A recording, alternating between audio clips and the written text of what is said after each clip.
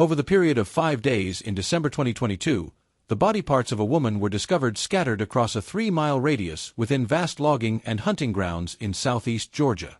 It would take law enforcement nearly 6 months to identify their victim. When they did, investigators began to uncover an elaborate and unbelievable story of threats, money, manipulation, and hidden romance. The case we're about to examine is a strange one.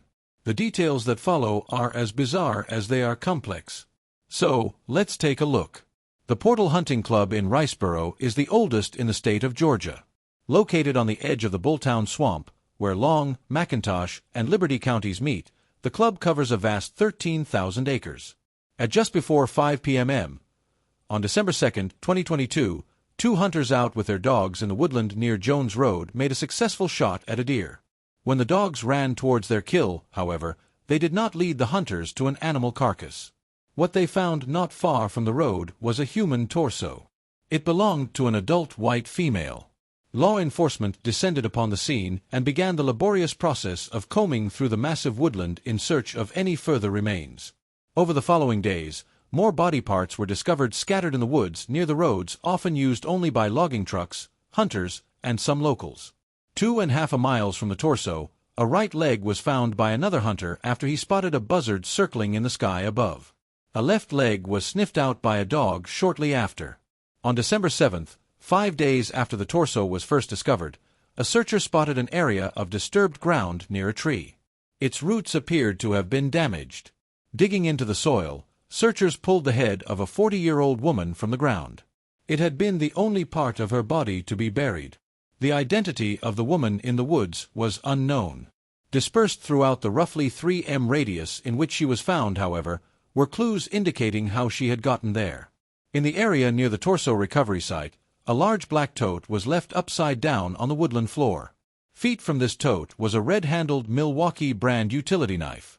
There were disinfectant wipes scattered across the area, over a dozen of them. Whoever had left the items behind had wiped them down thoroughly. There was no DNA found on the knife. In the bottom of the black tote was a substance that later tested positive for human blood. The DNA sample returned no matches to individuals known to law enforcement. A second large tote, this one gray in color, was also recovered within the vicinity. This container had been likewise wiped clean, presumably by the same Clorox wipes. After discovering blood residue in the second bin as well, investigators speculated that they had been used to transport the heavier body parts from the road to just inside the tree, where each piece was eventually found. The remains had not been in the hunting grounds for very long.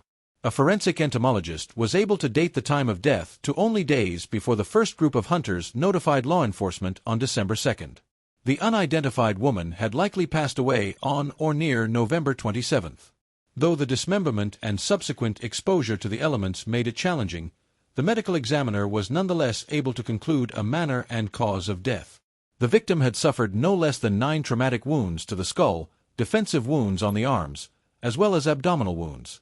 It was impossible to conclusively state what type of implement had been used to separate her remains, but experts believed that power tools were likely employed.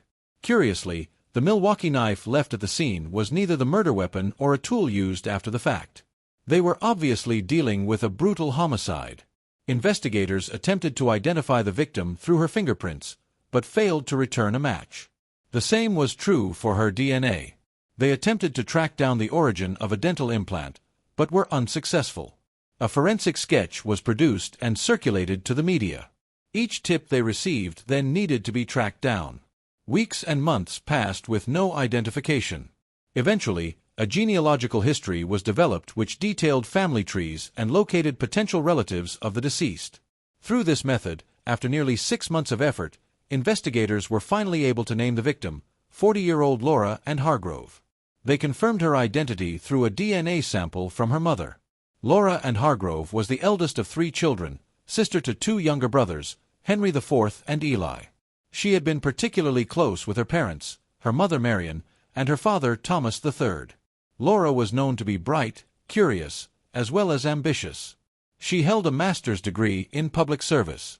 After years working as a legal secretary in the corporate sector, she made a move to the world of nonprofits. Her desire to help others drove her forward. Laura cherished lifelong friendships and had a loving, close family. Her husband, a man named Derek Hargrove, was a Navy veteran who served in the JAG Corps as a prosecuting attorney. He was a decorated naval officer and had 2 tours in the Iraq War. Derek was also a former employee at the Pentagon. After the two married in the autumn of 2016, they lived for a time with Laura's family at her brother Henry's home with his wife and baby daughter. Later, they moved into a bungalow in Savannah with Thomas III and Marion. This was the house where she lived at the time of her death, along with her husband and parents. It did not seem possible that Laura could simply disappear without anyone noticing. When Laura's family was informed of the identification, the news of her death was not surprising. The news that she had been brutally murdered certainly was. According to her parents, Laura had passed away in early December from a stroke while in hospital being monitored for blood pressure issues. It was a devastating loss, made worse, they said, because Laura had been 8 months pregnant. She was to give birth to her first child in January. Derek Hargrove explained to investigators that on the weekend after Thanksgiving, while his in-laws were away, his wife had been taken to a birthing center to be treated. Days later, he received a call to collect her. When he arrived, he instead received the horrible news. "I was given an address in Savannah. I don't recall exactly where it was. I drove out there that afternoon. It was a brick building.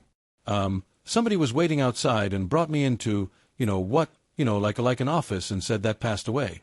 He said that she just passed away very suddenly. And that they thought it might have been her heart. But they weren't sure. They told you that she had passed away." "Yeah." "And what did you do?" "I yelled and sobbed." "Okay. I was a wreck." Derek explained that an autopsy was meant to take place, but the next time he heard from the facility, it was not with these results, but to inform him that Laura had been mistakenly cremated. "Somebody contacted me, and said that they had pre-mit her body. I was extremely upset. I thought that I was going to, need to make a decision on where she was sent. That person was no. He said that the fee was $5,000 payable in cash." "Okay. Did you pay that?" "I did. I met him in the next day in Montgomery. I withdrew $5,000 in cash, and did you ever inquire about a death certificate?" "No, I did not. Now I should have." The story that Derek told was on its surface unbelievable. And not only because Laura had obviously not been cremated. The widower had been unable to provide the name of the facility where Laura had been treated and died. He could not provide the name of her doctor or any of the other medical staff. The man he met in Alabama to receive what he thought were her ashes was likewise a complete mystery. Though they never saw her body, Laura's parents had been informed by the son-in-law that they loved and trusted that she had passed away unexpectedly while they were away for the weekend. A memorial service was expected to be arranged in the new year, but that service never happened. In the days following Laura's death in December, Henry and Marion moved from the bungalow in Savannah into a new home. After that, Derek disappeared from their lives entirely. In the vast expanse of the woodland where Laura was found, there are few buildings and even fewer cameras. Yet, situated just down the road from the location where hunters recovered the torso is a water pump station operated by the city of Riceboro. An external camera on this building captured a 2022 Ford Explorer, the same make and model owned by Derek Hargrove, driving past the building on November 29th at around noon. The same vehicle is captured a short time later, driving in the opposite direction. When Derek sat down once again with investigators, he did not deny that he had driven to a location on that day via a route which may have taken him through the woodland and past the water pump station. But the explanation he gave for his presence there was long and complicated. It all began, he said, 5 years earlier in 2017 when he and Laura began receiving threats to their lives, experienced vandalism to their property, mysterious withdrawals from their bank accounts, and other harassing behavior. This alleged harassment escalated to a physical attack by men at his home wielding a baseball bat, he claimed. Derek explained that he and Laura had been living under the radar for years before she passed. They had been moving constantly to try to stay hidden from those that wished to do them harm. The investigation and their security concerns were being managed by someone he had believed to be an FBI agent by the name of Caleb Mercer. Agent Mercer oversaw a security team that issued Derek and Laura instructions on how to stay safe. Caleb. Yes. The last name Mercer.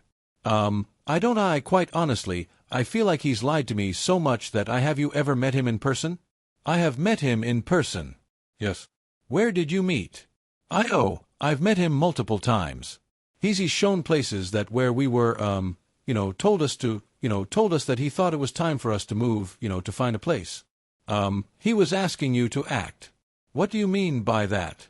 Like sometimes it was a matter of like telling us stuff that I have, reason to doubt, that my parents were not actually my parents.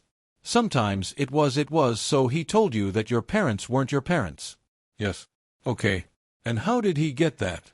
What was his source of the information? He had me take a DNA test and told me that the result that he had gotten a sample from them. He would put me on the phone with people he said were investigators that I questioned whether they were. 4 years before Derek grew suspicious of Caleb Mercer. The Navy vet had believed what Caleb apparently told him. This included one central lie that Derek's father, Wayne Hargrove, was not his biological father and was in fact the person behind the threats, harassment, as well as the physical attack with a baseball bat that Derek had allegedly suffered. Derek's belief that his life was in danger was integral to understanding the steps he took around the time of Laura's death. The couple were always following instructions from Caleb and his security team, whom they trusted unquestionably to protect them. How can I get in touch with Caleb? I don't know. How would you get in touch with him? He would message me daily and I would respond. His number would change and then I would just switch to the new number. On the morning of November 29th, Derek claimed to have been directed by his security team to pack his and Laura's personal belongings into large plastic totes in preparation for a move from Savannah. It would be one of over 50 moves the couple made over a 3-year period, ostensibly for their own safety, always at the direction of Caleb Mercer. Derek was given GPS coordinates to the location where he was to deliver these containers. The man who received them would ensure they were moved to their next rental. When he reached the designated place, which he said was a house, he was met by an unknown red-haired man who collected the totes. I removed the things from the back of the car and I don't know. Where were the things left? You said you removed them from the car at his house. Where were they left? Like just on the ground? Yeah. He said he would take care of them. Okay. And it wasn't your personal property that was in those containers. It was empty. No, sir. I packed this in case myself. It was your laptop. You did yourself with your wife's dismembered body. Sir, that's not true. That is true. As he approached the dense woodland with the black and gray bins, he was told to turn off his cell phone, which he did for roughly 2 hours. The Ford Explorer, however, continued to track his movements. He was in the vicinity of where Laura's remains would be found for roughly 2 hours. So, your 40 minutes that you're there, you're at the exact same spot where your wife's torso was found. Okay. The other stop where you dug with a shovel and hit roots. That's recorded on the very same information. The next spot that you stopped and buried her skull is covered. The exact same stuff. Even the next spot with the leg is covered. There's no issues here. It's very clear. GPS tracking not only placed Derek at key locations across the logging grounds, but also making key purchases. He made 2 stops before reaching the hunting club. The first to get gas and the second at a Home Depot where he purchased one red-handled Milwaukee utility knife. Earlier in the month, he was captured at a Home Depot once again. On that occasion, he purchased a shovel. Forensic experts descended upon the short-term Airbnb rental in Savannah where Laura had spent her last days. Luminol testing of the floor lit up an area that appeared to have been cleaned of blood. There were tiny, nearly invisible reactions also made by the chemical on the walls. It was the futon, however, that told a clear story. There was a large stain visible on the fabric, even to the naked eye. Initial tests confirmed blood. When the fabric was removed for further testing, it showed the blood had seeped into the mattress. The results on the test sample came back conclusive.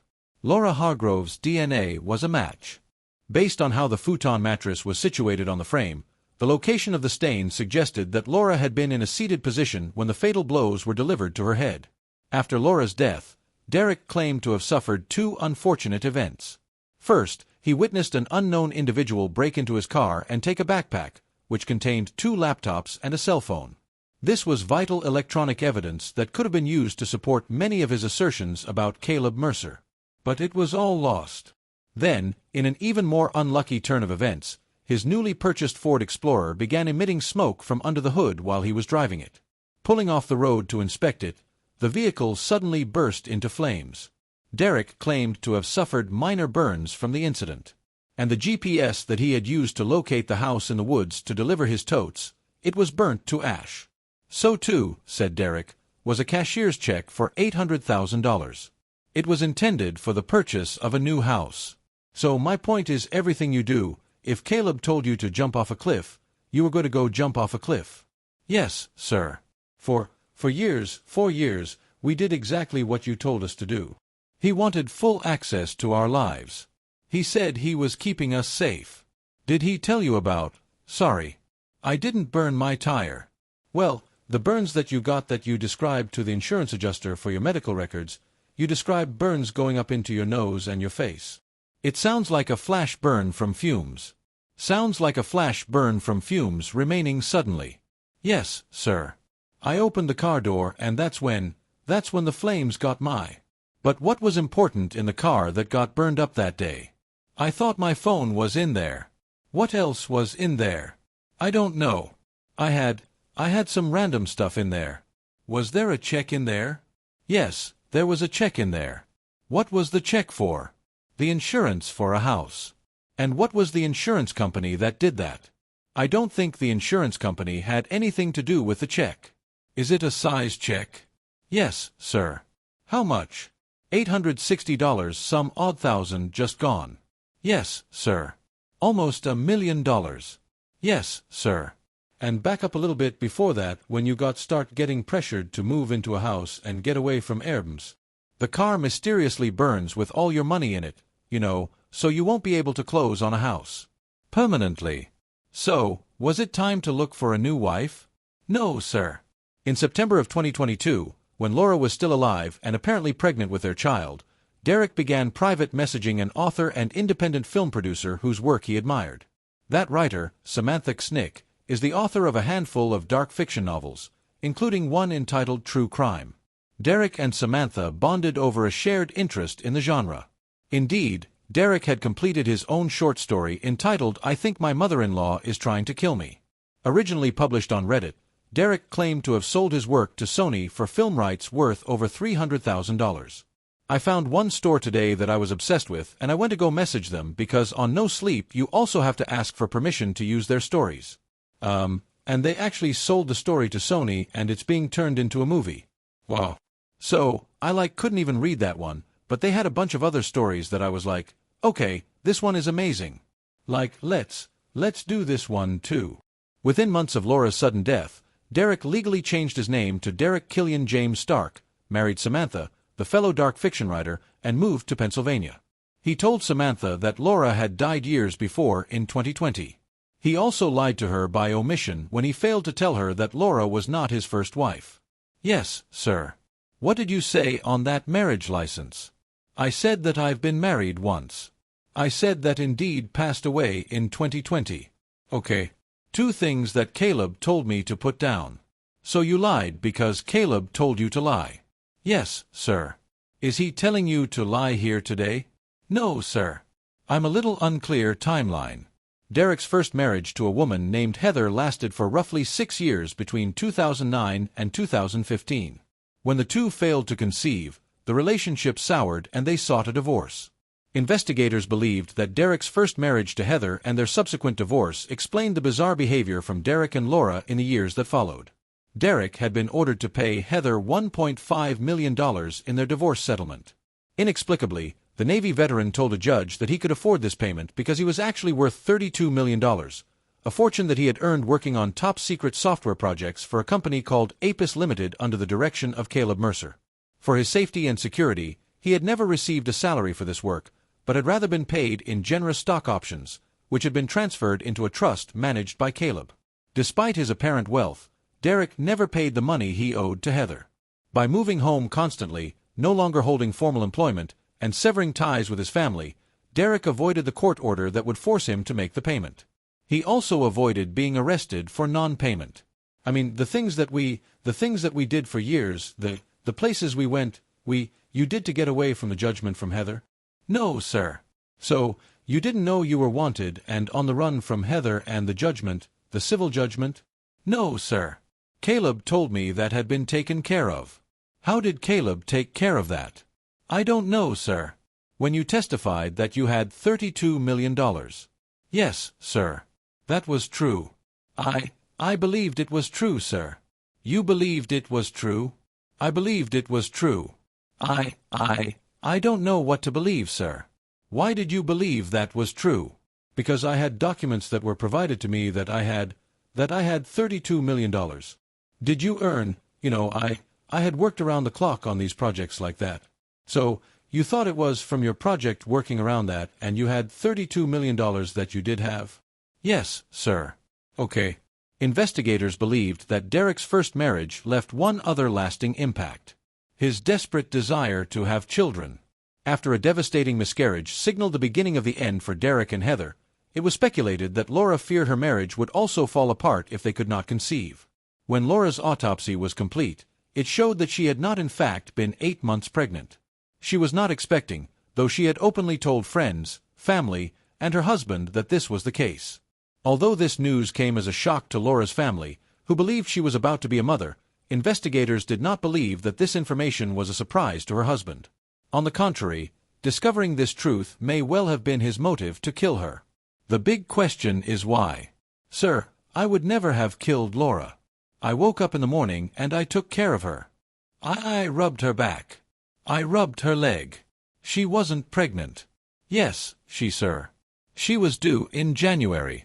She was not pregnant. No, she was pregnant. Even the times that they y'all were saying that she was pregnant, she was not pregnant. She was not pregnant at the time of her death. So she was not. That's a medical certainty. She was not pregnant. So this is your opportunity here now to say what happened in that room at the house with her with Laura. So I think that's it. You really going to play Frank all this, sir? I never hurt you. Sir, I love him. Derek Hargrove, or rather by this time Derek Killian James Stark, maintained his story, pleaded not guilty to 12 charges, including murder, and stood trial in August 2025 in a Georgia courtroom. Arguments from both the state and defense centered around dissecting the former prosecutor's intricate narrative about a man he called Caleb Mercer, decorated military veteran, prosecutor, judge advocate general with the Navy, Pentagon, Boston law. It's not just her family that believed him. Everybody believed him. On paper, he looked like Prince Charming. I submit to you that's what the evidence will show. My client Derek Hargrove is not just an accomplished attorney and decorated JAG officer who served his country in Iraq and in the Pentagon. He is also a man who lived in fear, relentless, all-consuming fear. His wife Laura also lived in fear. Mr. and Mrs. Hargrove were told that they were targets. You will hear testimony that a man calling himself Caleb Mercer, who knows if that is his real name, claiming to be with the FBI, told them that their lives were in danger, that they had to disappear, follow orders without question, and trust no one. Mr. Hargrove lied to his friends. He lied to his family. He lied to Laura's loved ones. He lied for years. Not because he wanted to deceive them, but because he believed that their lives depended on it. Laura's mother, Marion, took the stand to explain how her daughter had lived in fear for years following her marriage. The belief that their lives were in danger was real, even if the threat never was. Okay. Was Laura working at the time? No, she was not. Okay. Do you know why she was not working? Well, one basic reason was she was scared to death to leave the house. So tell us what you mean by that. Well, there were supposed to be, people after them. They supposedly had security and, so she was truly fearful for her life. Did you believe that? Yes. Would you have considered her gullible? No. So when she told you she was afraid, did you believe her? Absolutely. Okay. And did her behavior seem to be consistent with that? Yes, very much so. Okay. Marion also explained how Derek had told them about the loss of their daughter. Thomas III had undergone hip surgery on November 30th. Upon his return from the hospital, Derek had greeted them at the bungalow, helped Thomas inside, and cared for him. After getting his father-in-law settled, Derek said he was going to the hospital to check in on Laura. When he returned from that visit, he delivered the heartbreaking news. And he just started bawling, crying hysterically and talking. And I really couldn't even understand much of what he said. So I said, please come out and sit in the living room, the den or whatever, and tell us what's wrong. And so that's when I could really understand was she's not coming home. So is that when, and he met Laura? Is that when he told you? Yes. And when he said she's not coming home, did you understand what he meant when he first said it? No, not really. I mean, the way he was crying, I figured it was not good. Okay. So, did he eventually tell you she died? Yes. And he did not know what he didn't know exactly what had happened. He said he'd been texting her all morning and she didn't answer. So, he thought she was sleeping.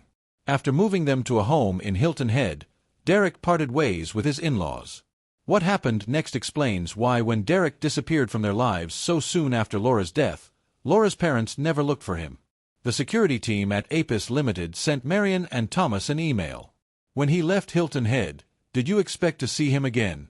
Yes, we did. Did you ever? No. So, you got an email notification from the security team that he had been in a terrible car accident? Yes. Was there any follow-up communication from the security team concerning his condition? Yes. I believe it was several weeks later we were told that unfortunately he had died. We were already grieving for Laura and then we were grieving for him. So, Derek's first wife, Heather, explained to the jury that she went to great lengths to obtain the $1.5 million settlement from her ex-husband after he testified that he was worth millions. However, in that testimony at their divorce hearing, he did not explain that covert agent Caleb Mercer was in control of his millions in a hidden trust. Instead, he stated that it was Laura that was withholding the money. The judge was very upset after he heard Derek testify under oath that he not only had the money, he had more than enough of the money and that he just was refusing to pay it. So the judge was not very kind. He admitted having how much money? $32 million. And did he tell the court he was having difficulty accessing that money? Yes. What did he tell the court? He told the court that his wife, his current wife, Laura, was holding his funds and that he thought that she had a claim to it because it was earned during his marriage with her. Okay. And so that $1.5 million that he had agreed to pay you, he agreed to that.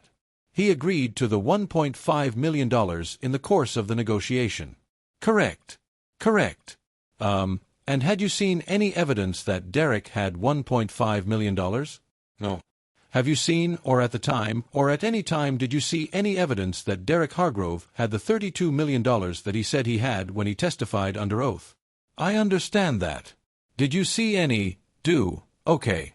Did you see any documentation of the $32 million? No. Bank statements. Oh, yes. They showed $32 million. They were fake, but yes. And when you followed up on that, do you remember the bank? Bank of America. Okay. Did you do anything with Bank of America to see if there was $32 million in there? I tried filing the judgment in every single banking institution in the Virginia area, sir. And were you successful at getting the $1.5 million from any of those banks? No. What did they say about the $32 million when you presented Bank of America with those statements? They've never heard of Derek. Derek's third wife, Samantha, testified that Derek manipulated and lied to her. Did you know Mr. Stark's marital status? I believed I had. He told me that he was a widower and that he had lost his wife and his unborn child about 2 years prior and that they had both died in a hospital. He told you that in October of 2022. Yes.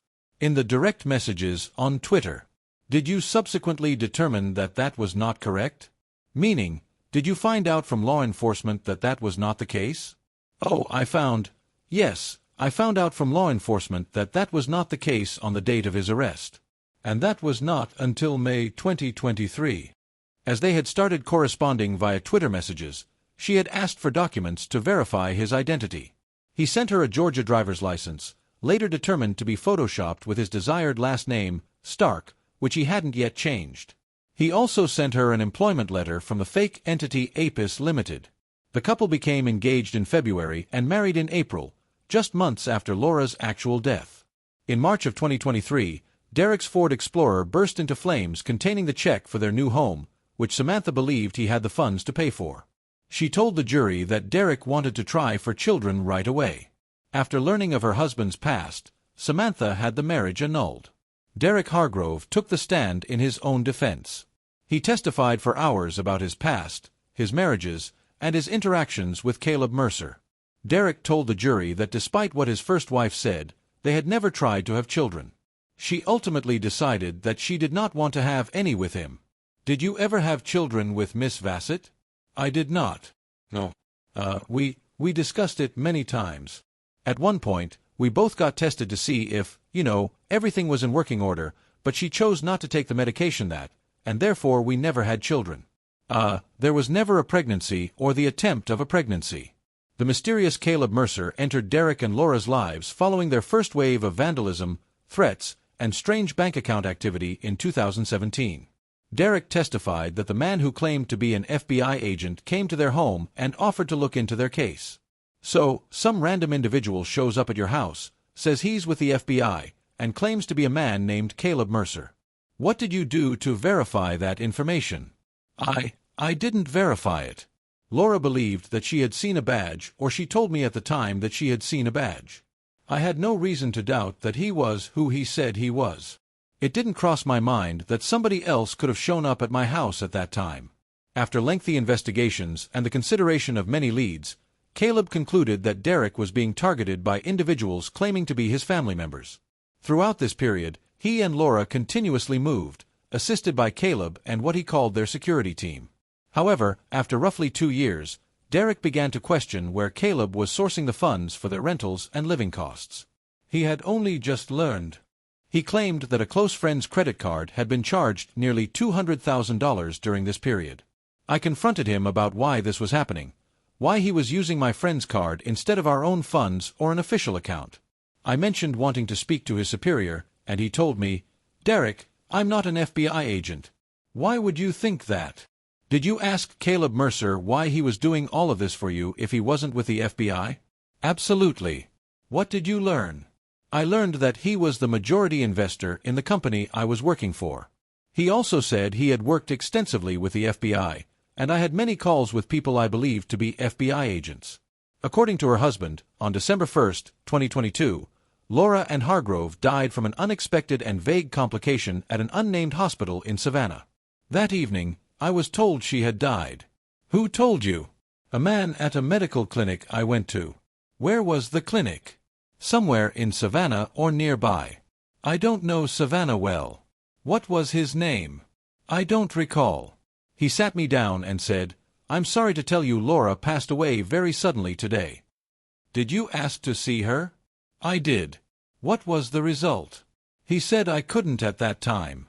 My understanding was that an autopsy was being prepared or she had already been moved for it. After collecting Laura's ashes from another unidentified man on the side of a road in Montgomery, Derek said he took them to Chesapeake Bay, where he spread them in a quiet ceremony alone. In response to mounting evidence, the former JAG officer explained nearly everything, except the blood found in his Savannah rental. He said he had no idea where it came from. Most of his explanations, he claimed, came from Caleb Mercer. Derek said the Milwaukee knife he bought at Home Depot was not the one found at the scene. His had been used to repair a screen at the rental and likely burned in the car fire. Another set of knives he purchased, a 7-piece deer processing kit from Bass Pro Shop, was never located. Investigators sourced an identical set, and experts testified it could not be ruled out as one of the tools used on Laura's remains. "Are you a hunter?" "I am not." "Then why buy a deer processing kit?" I received a message, supposedly from Laura, saying she was thinking about a Christmas gift for her brother Michael, who hunted often. She told me to go to Bass Pro Shops and buy it. So I did. "Did you kill your wife, Laura Anne Hargrove?" "I absolutely did not. I've never harmed a woman. I would never have hurt Laura." "Did you strike her on the head 9 times?" "Never." "Did you dispose of her body?" No. "Did you dismember her?" "Absolutely not. I can't even handle blood. That's not possible for me." During cross-examination, prosecutor Lori Beale pressed Derek Hargrove on his failure to verify a single detail of Laura's supposed death. As a former JAG officer, he should have known to check documentation. Yet he never confirmed that Mercer was with the FBI, nor did he request a death certificate. Never got a single document? No, ma'am. I didn't have a reason to. You're on trial for murder, correct? Yes, ma'am. And you brought no documents with you? Ma'am, I believe I was lied to about Laura's death, and there were no documents. You worked for Apex Security, correct? I believed so. And Mercer was the majority investor? That's what I believed. The prosecution argued Derek simply liked making up stories, and because of his Navy and government background, people believed him, including Laura. The defense countered that both he and Laura lived this story for years. You're a fiction writer, aren't you? Yes, sir. So how do we know you didn't make this story up? Because everything we did for 5 years makes no sense unless someone was directing us. From the settlement I offered Heather, to staying in that house, I had no idea I was supposedly on the run. Do you believe there was ever a man named Caleb Mercer? I don't believe that was his real name. How does that make you feel? Angry? Betrayed? Foolish? Do you know who killed your wife, Laura Hargrove? I do not. He lived the Caleb Mercer story for years before Laura's death. He wanted kids, but she wasn't pregnant. When he found out, the prosecution argued, that's when rage set in. That's why she was stabbed in the abdomen. The jury deliberated just over an hour. Verdict: guilty on malice murder, guilty on felony murder, guilty on aggravated assault. At sentencing, Derek's parents spoke on his behalf. Despite years of distance, they insisted he was innocent. He is kind, gentle, and would not do this, they told the judge. The state requested life without parole. Laura's best friend, Morgan Paddock, addressed the court, speaking of Laura's vibrant, generous spirit and how Derek had slowly drained her light, leaving her isolated and afraid. In August 2025, Derek Hargrove was sentenced to life without parole plus 25 years. And that was the tragic case of Laura Anne Hargrove. Thank you for joining me.